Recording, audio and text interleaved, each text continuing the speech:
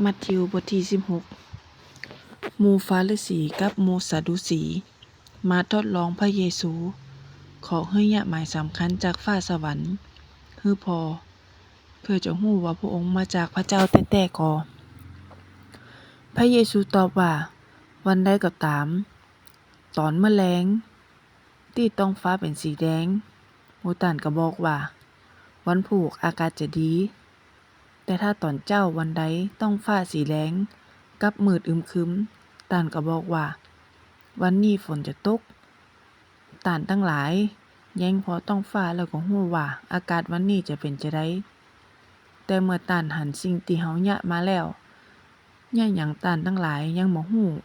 บ่เข้าใจว่าหมายถึงอะหยังเตื้อ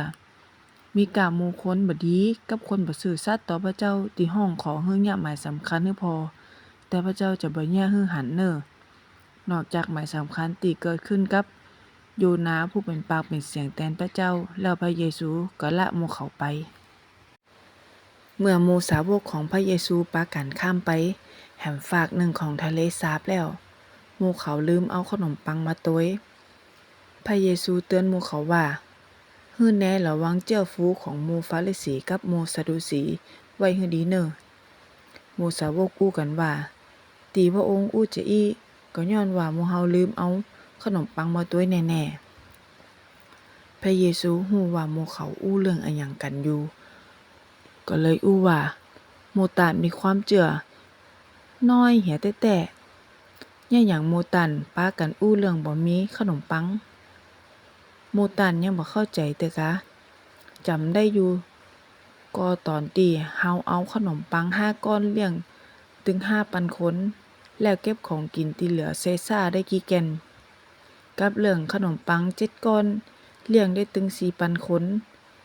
แล้วเก็บของกินที่เหลือใส่ก๋วยนับได้กี่แก่นฮึเป็นจะได้หมู่ตันถึงบ่เข้าใจเด้อว่าเฮาบ่ได้อู้เรื่องขนมปังแต่เฮาเตือนหมู่ตันฮื้อแน่ระวังเชื่อของหมู่ฟาริสีกับหมู่ซาดูสีให้ดีในที่สุดหมู่สาวกก็เข้าใจแล้วว่าพระเยซูบ่ได้อู้ถึงเรื่อง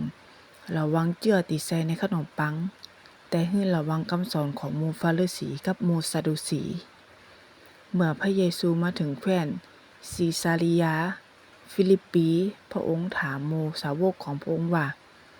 คนตั้งหลายอู้กันว่าบุตรมนุษย์เป็นไผกะ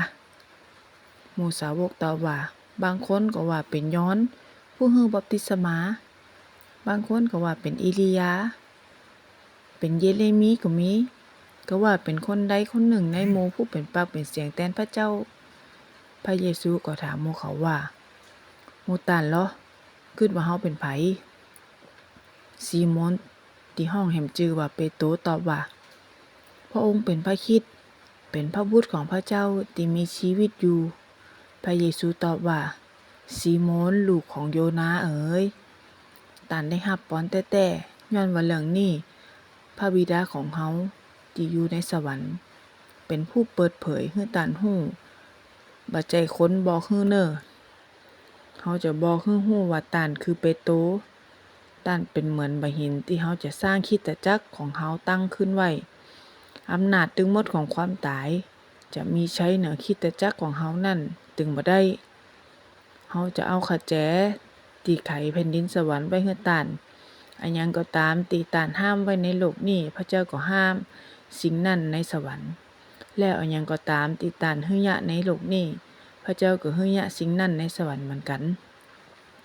แล้วพระเยซูสั่งหมู่สาวก